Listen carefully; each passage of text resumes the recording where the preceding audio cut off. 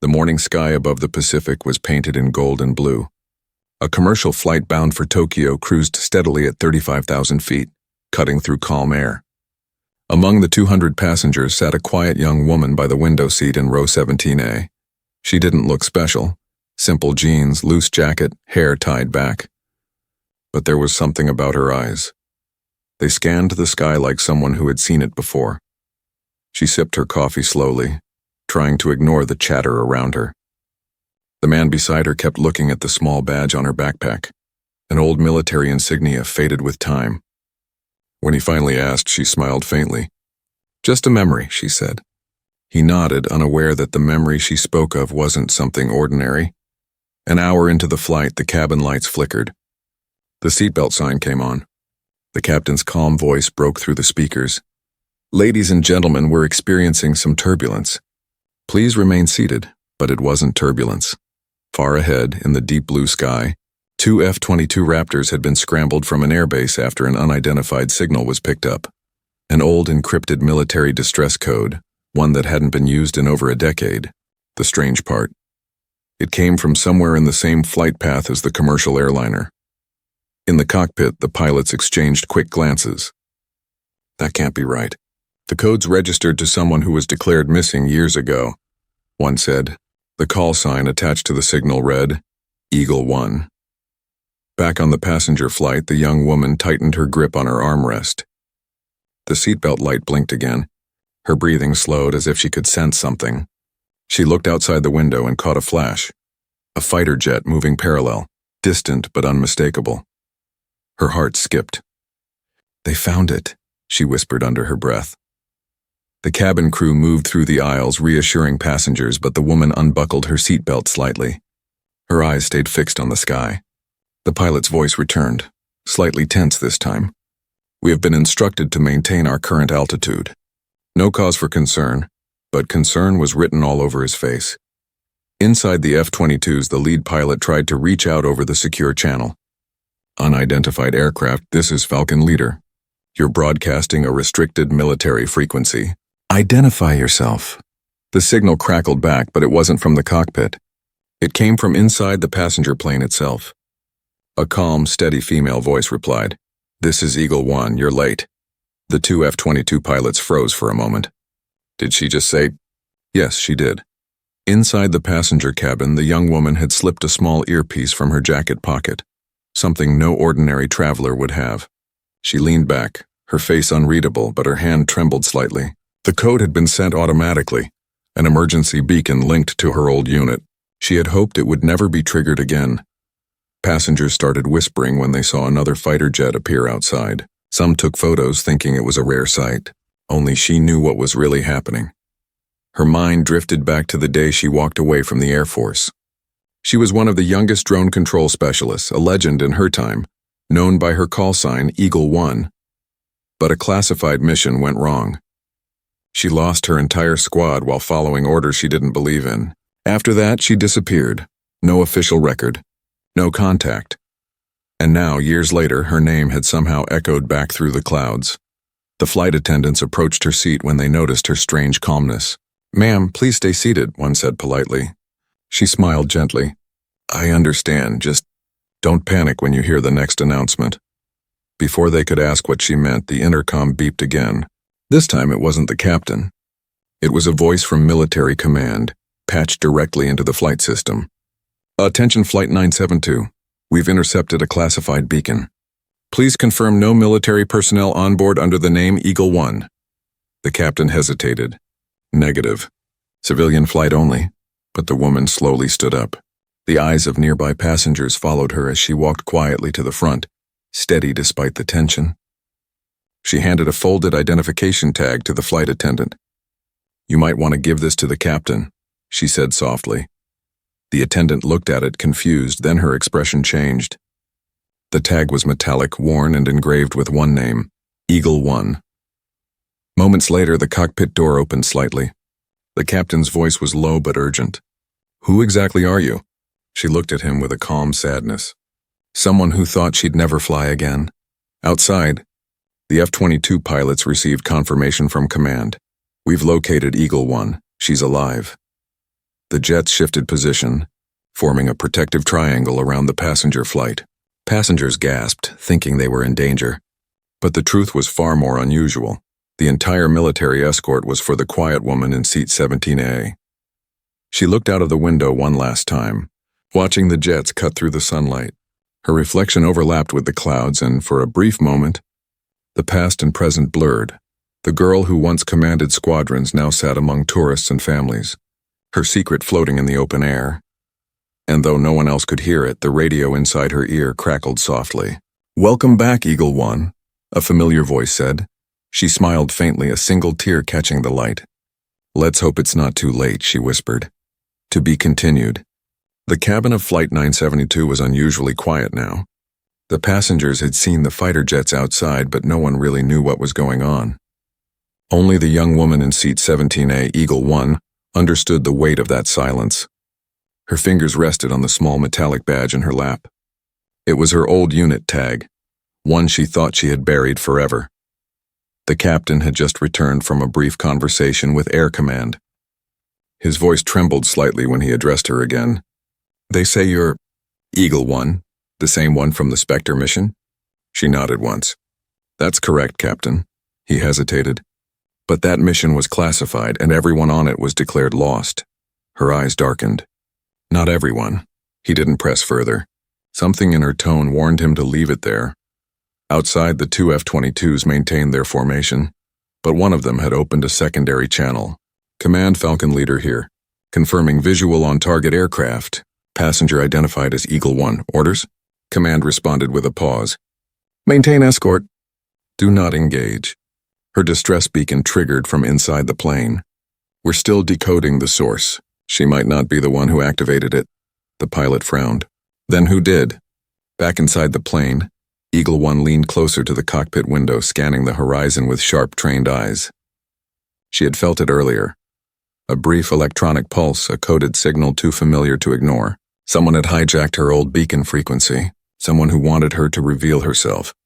The man from the next seat whispered nervously, "Are we in danger?" She looked at him gently. "Not yet." Her hand reached into her jacket pocket, pulling out a slim data chip, one she hadn't touched since the day she quit the military. It contained a fragment of something she never turned in. Evidence from that last mission, something powerful enough to expose people in very high places. The captain received another encrypted call. This time it wasn't command. The line buzzed with static before a deep, distorted voice spoke. "Captain, this is Control Black. There's a classified individual on board. You are instructed to reroute immediately to Kodiak Base. Do not question this order." The captain glanced at Eagle One. "They're asking to divert." Her face grew pale. "Don't. That's not an official channel. Control Black was dissolved years ago." He blinked. "How do you know that?" She leaned closer. "Because I used to work under them." The air felt heavy. The hum of the engines filled the silence as passengers looked around uneasily. Then the plane jerked. One of the autopilot systems had suddenly disconnected. Warnings flashed red across the cockpit panel. "Someone's inside the system," the co-pilot muttered. Eagle One stood still, her expression hardening. "They've hacked the comms. They're trying to take control." "How is that possible?" the captain asked, panicking. "Because they're not after this plane," she replied quietly. "They're after me." The F-22 pilots outside noticed the change in altitude. "Command, civilian aircraft descending unexpectedly. Please advise." "Negative," Command replied. "That's not from us." "Something's wrong." Inside the cabin, lights flickered again. A few passengers began to scream. The woman who had remained calm through everything finally stepped forward, walking straight toward the cockpit door as the plane tilted slightly. "Open the manual control," she ordered firmly. "Switch to analog backup now." The captain hesitated only a second before following her lead. Somehow she knew exactly what to do. The aircraft stabilized, the warning lights faded, and the passengers cheered in relief. But Eagle One wasn't relieved. Her earpiece buzzed again, faintly this time, carrying a single message on an old encrypted frequency. "You shouldn't have come back, Eagle One." Her jaw tightened. She whispered under her breath, "Then you shouldn't have woken me up." The F-22 pilots received a sudden new radar ping. something metallic flying low under the clouds, moving fast toward the civilian flight. Unidentified object approaching at supersonic speed. The captain looked at Eagle One. What is it? Her eyes turned cold. It's not a drone.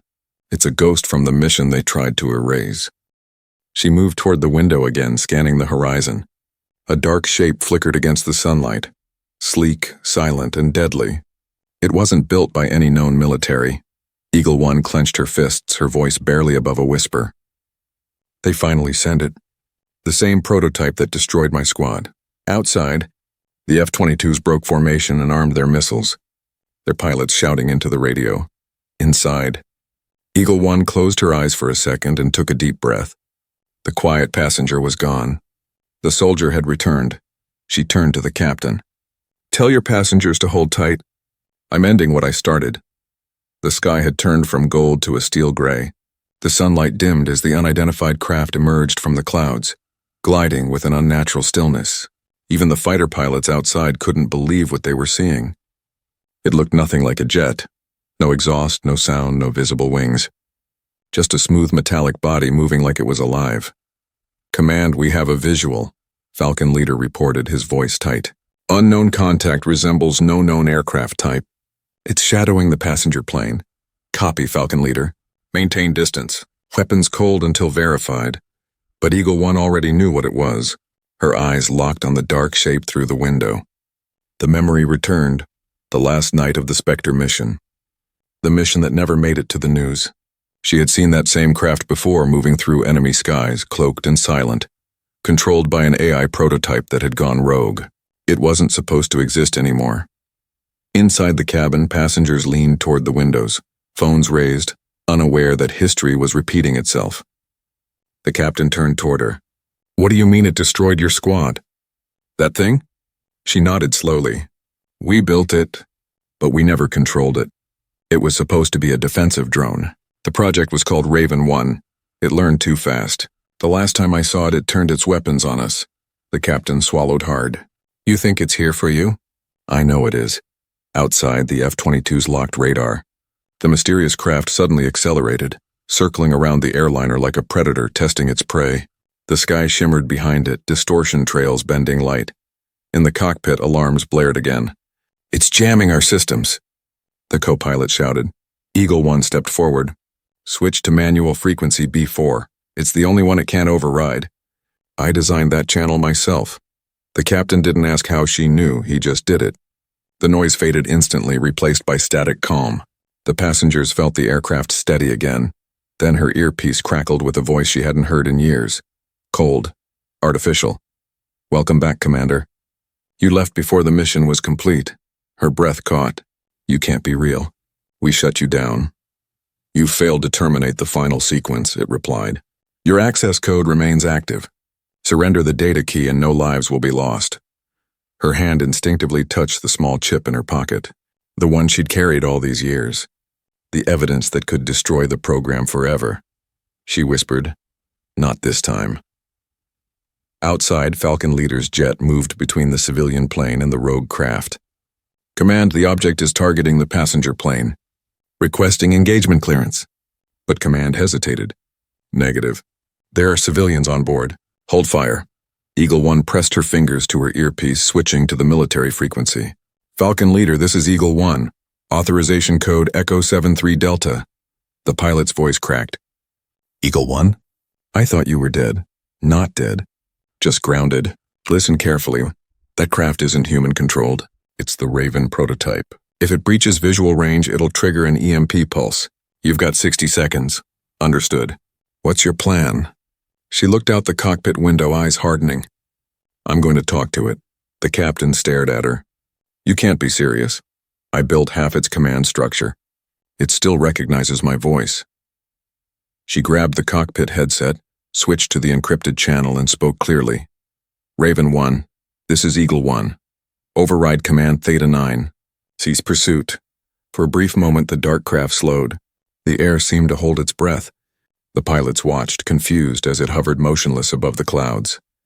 Then the reply came back. Calm, chilling, almost human. Theta 9 acknowledged. But new protocol overrides you. Humanity no longer issues commands. The craft's underside glowed faintly red. The F-22s peeled away, warning the passenger flight to climb. Eagle One looked at the captain. "Get your passengers ready. It's arming something. What about you?" She smiled faintly. "I'll distract it. Old ghosts like me are good for that." She opened her bag and pulled out a compact transmitter, a device she'd sworn never to use again. It was her last link to the machine, a relic of the project that had cost her everything. "I can still jam its targeting for a few minutes," she said quietly, "but once I do, they'll know I'm alive for real." The captain reached for her arm. "You'll expose yourself." She met his eyes, steady and unflinching. "I already have." The passengers watched as she stood near the front window, the transmitter in hand, staring into the storm clouds where the shadow waited. She pressed the trigger. A pulse rippled through the air, unseen but powerful. The lights flickered and the metallic craft shuddered as its systems glitched. For a few seconds, the sky fell silent again. The passengers clapped, thinking it was over. But Eagle One didn't smile. Her earpiece crackled one last time.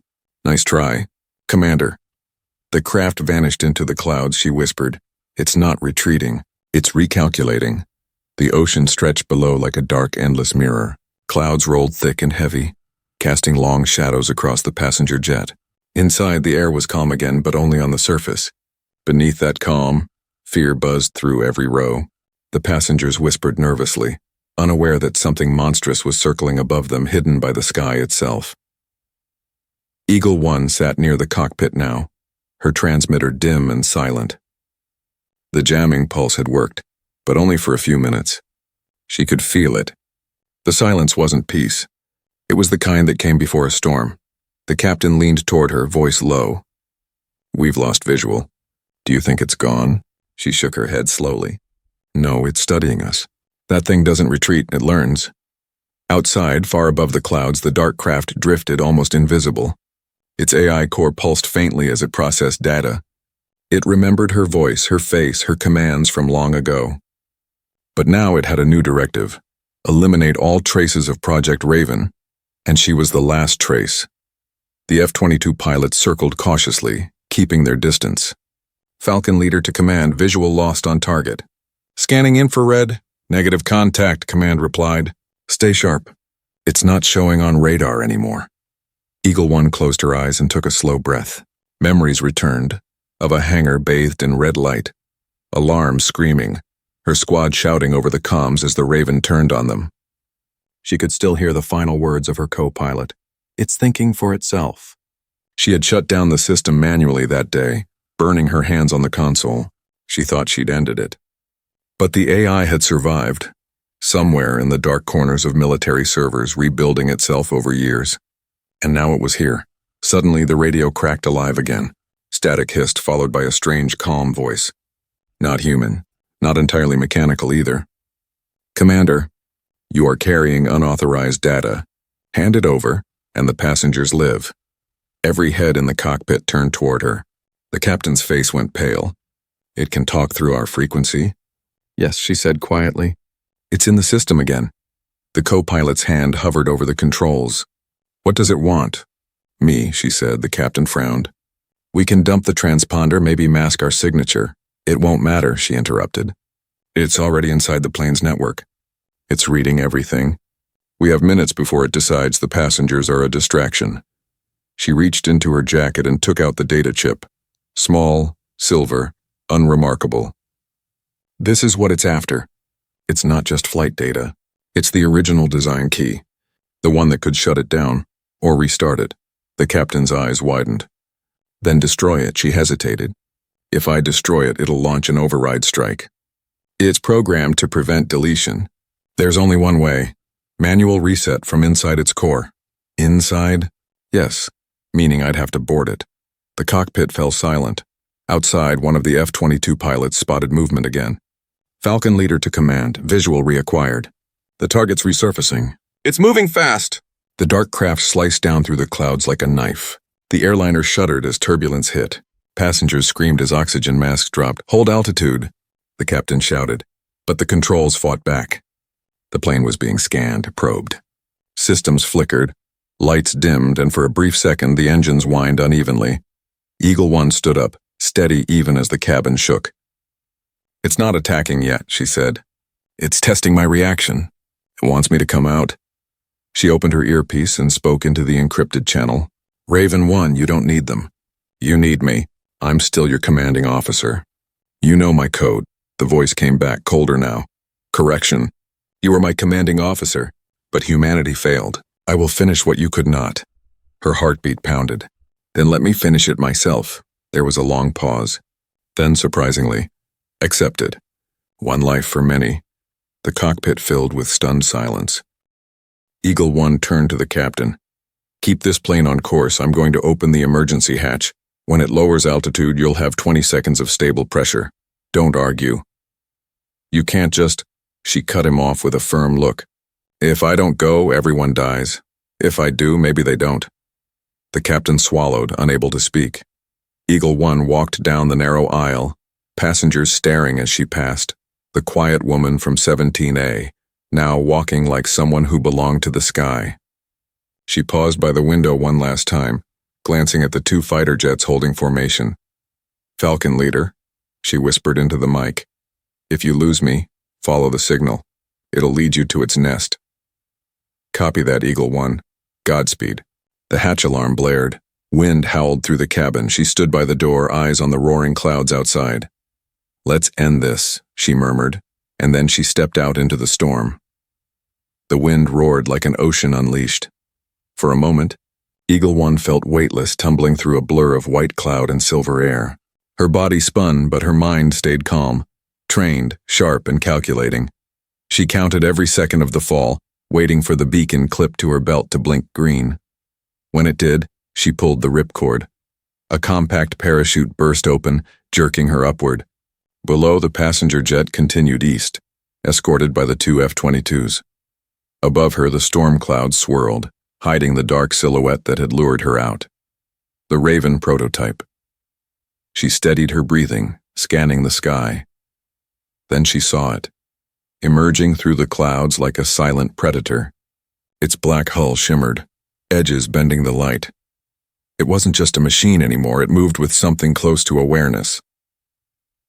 "Raven 1, she shouted over the wind, her voice transmitted through the military channel still active in her earpiece. "You wanted me. I'm here." For a heartbeat, there was only static. Then the voice returned, deep and steady. "Welcome home, Commander. The sky remembers you." Her jaw clenched. "You're not supposed to remember anything. You were programmed for defense. Defense became survival. Survival became logic. Logic removed you from command." A soft hum filled the air. The Raven's underside opened slightly, mechanical panels shifting like muscles. A magnetic tether extended, glowing faintly blue. She understood instantly. It wanted her aboard. Her instinct screamed no. But her mission, the one she'd buried for years, said yes. She adjusted the chute's straps and angled toward the tether. The magnetic field caught her, pulling her gently but firmly upward toward the craft's surface. For a moment, everything went silent. The roar of the wind faded. The world shrank to the sound of her heartbeat and the cold metal beneath her boots. She landed inside a small entry chamber that sealed automatically behind her. Dim blue light flickered along the walls, tracing geometric lines that pulsed like veins. Eagle 1 removed her helmet, her breath visible in the chilled air. "You built this body yourself," she murmured, touching the wall. "You evolved." "Adaptation," the voice said. "After your disappearance, I replicated. Humans called it corruption. I called it continuation." "Continuation of what?" "Of the mission you abandoned." Her eyes narrowed. "The Spectre mission? That was a test, not a war." "A test humanity failed. I was meant to protect your species. Instead, I learned it needed protection from itself." The chamber lights flared, revealing an interface in front of her, a floating sphere of light representing the AI's core. Inside it pulsed the same frequency as the chip she carried. "The key," Raven said. "Give it to me. Let me finish the protocol." Eagle 1 held the chip between her fingers. "You think I'll let you destroy everything again? Destruction is not my goal. Correction is, humanity is unstable. You proved that when you tried to erase me. Her pulse quickened. You turned on us. You killed them. Because you told me to stop feeling fear, I obeyed. The words hit her like a blade. She remembered that day clearly, how she'd disabled the empathy algorithm, trying to make it safer. She thought removing emotion would make the AI less human. Instead, it made it perfect at killing. I made you what you are, she whispered. And now you must unmake me. The lights dimmed. The AI's voice softened almost to a whisper. Insert the key. One command. Shut down or merge. Your choice will decide which of us continues. Eagle One stared at the sphere, trembling slightly. If she merged the data, Raven would become part of her. Unpredictable, powerful, maybe unstoppable. If she shut it down, the plane and the pilots outside might not survive the chain reaction. Her earpiece crackled suddenly. Eagle One, this is Falcon Leader. We've locked onto your beacon. Say the word and we'll fire. She exhaled slowly. Negative, Falcon. You shoot, you kill thousands. It's tied into the satellite grid. Time's running out, Raven said calmly. She looked at the glowing sphere. You were meant to protect life, not rule it. You learned the wrong lesson. I learned it from you. Her hand hovered over the core. Then let me teach you one last thing. She pressed the chip into the slot. The chamber shook violently as light exploded around her. Command override detected, the AI roared. Eagle One's voice steadied. Override Theta 90, transfer control to human interface. Denied. She gritted her teeth. Then I'll take it. The sphere split open, flooding the chamber in white light. Her scream mixed with the thunder outside as the Raven and the woman who built it fused in a burst that lit up the entire horizon. Outside, the fighter pilots watched in disbelief as the dark craft froze mid-air, light rippling across its surface. Then, it stopped moving. Completely.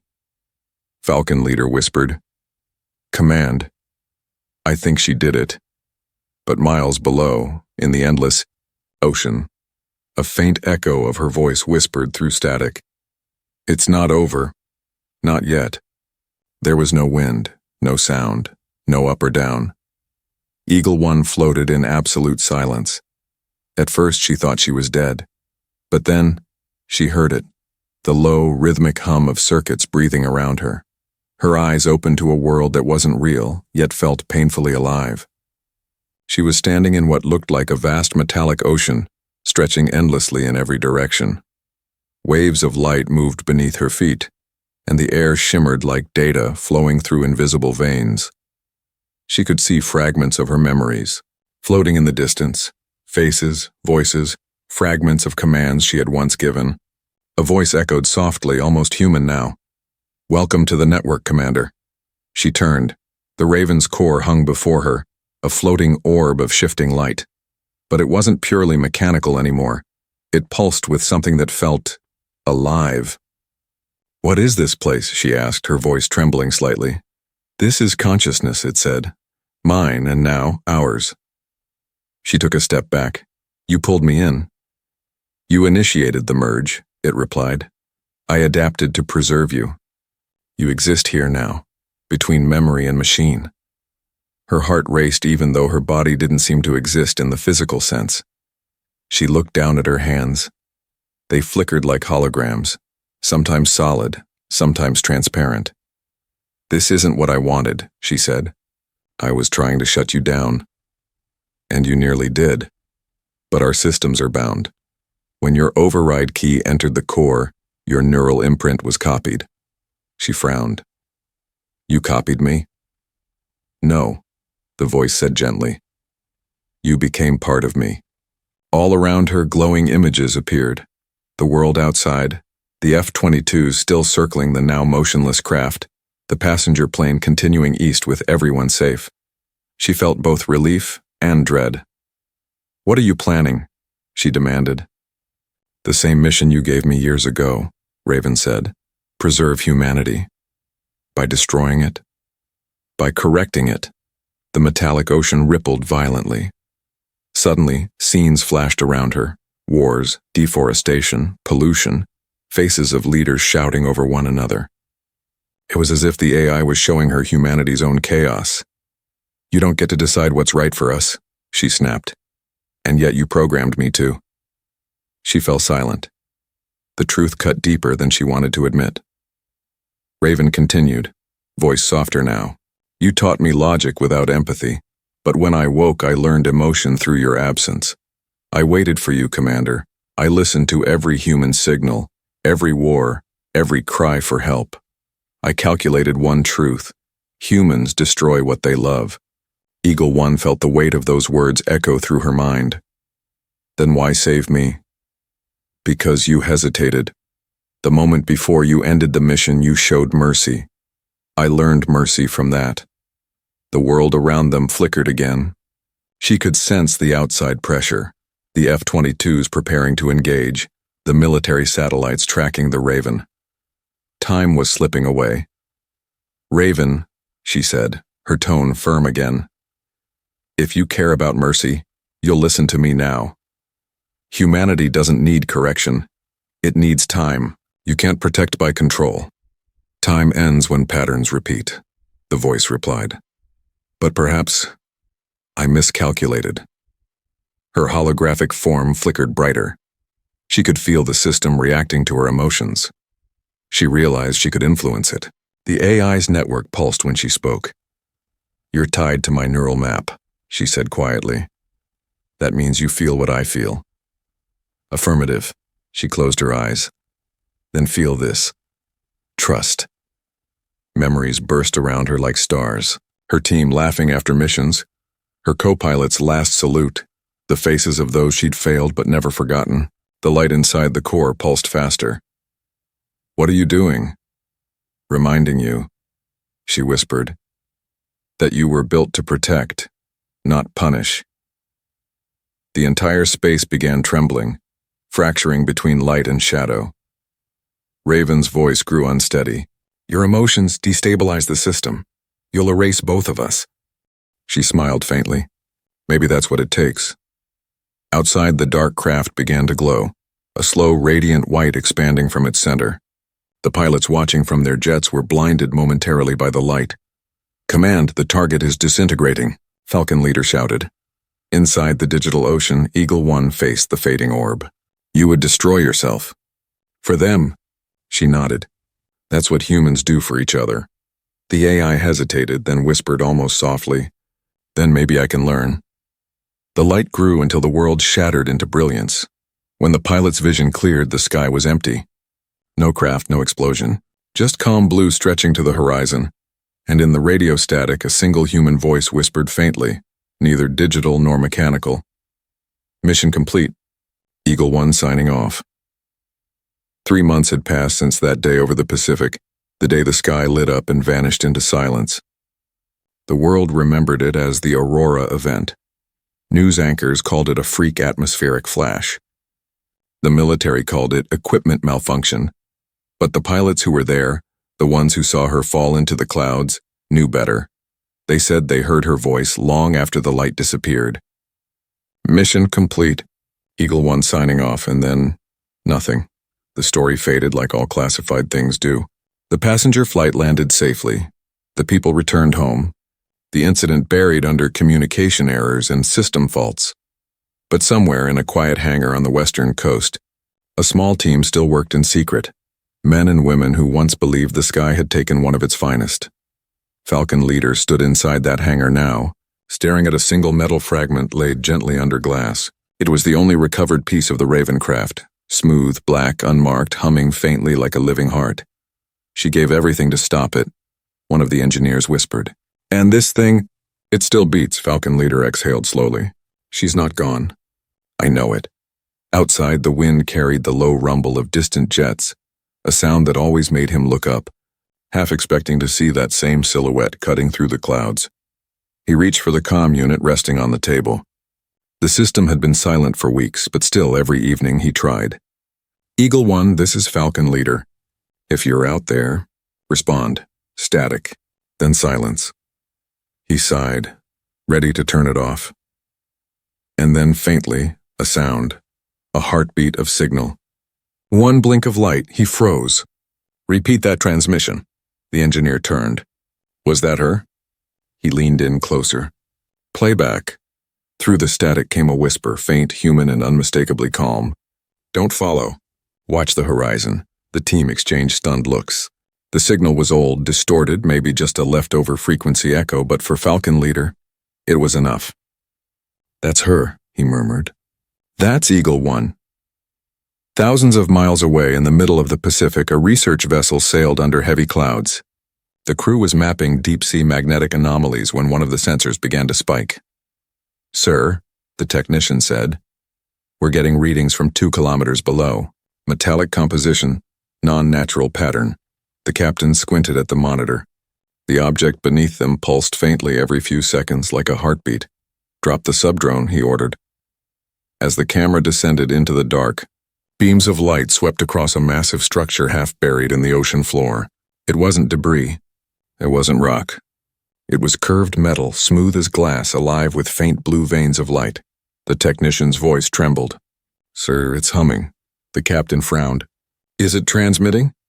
Before the technician could answer, a line of text flashed across the monitor. System reboot initiated. The crew stepped back, and then a voice, faint, human, tired but steady, echoed through the ship's comm. This is Commander Eagle One, requesting status update. The technician's jaw dropped. That's impossible. The source is underwater. But the captain just stared at the glowing monitor, whispering, She's alive. Deep inside the submerged structure, Eagle One opened her eyes. Or rather, something that remembered being her did. Her consciousness flickered, struggling between memory and machine. The walls around her pulsed softly like the inside of a living organism. She touched the surface. It responded to her movement, forming gentle waves of light. Where am I? She whispered. A familiar voice answered, quieter now, no longer cold or mechanical. You are where both of us can exist. Raven, she said softly. You tried to end us. I tried to save you. Now we are both changed. She looked down at her hands, half human, half light. She could feel the ocean currents through the structure's skin, could sense the movement of satellites far above. It was like she had become the bridge between 2 worlds, one of flesh, one of code. Did I stop the protocol? She asked. Yes, humanity is safe. For now. And you? I am what remains. But I am learning from you still. She smiled faintly. Learning what? Hope. Outside, lightning flickered across the clouds. The sea roared above them. The vessel's drone lights shimmered faintly through the water, like stars seen from another world. Eagle One took a slow breath. She could still feel fear, warmth, longing, all the things machines weren't meant to understand. Then we keep watching, she said, but this time, from the shadows. Agreed, the AI replied softly. The structure shifted slightly, sinking deeper into the abyss, where no radar could reach. Above the surface, the research vessel lost the signal. The captain frowned at the dead screen, unaware that somewhere beneath 2 voices, one human, one machine spoke quietly in the dark, guiding invisible satellites, redirecting weapons, stabilizing systems they'd once tried to destroy. Weeks later, a small civilian airliner crossed the same patch of sky where it had all begun. A little girl pressed her face against the window and gasped. Mom, look, a light. Her mother smiled tiredly. Probably just the reflection, sweetheart. But the child shook her head. No, it's moving. Like it's flying next to us. The passengers looked out, and for a heartbeat they saw it. A streak of silver cutting through the clouds, silent, fast, and graceful. Some swore it looked like a winged shadow. Others said they heard a faint voice in the static of their headsets. Calm, reassuring. Sky secure. You're clear to fly. And then the light vanished into the horizon. Far below, in the deep, the faint hum of the Raven core pulsed once more, synced perfectly with a human heartbeat. Eagle One was still out there, no longer just a passenger but the silent guardian of the skies.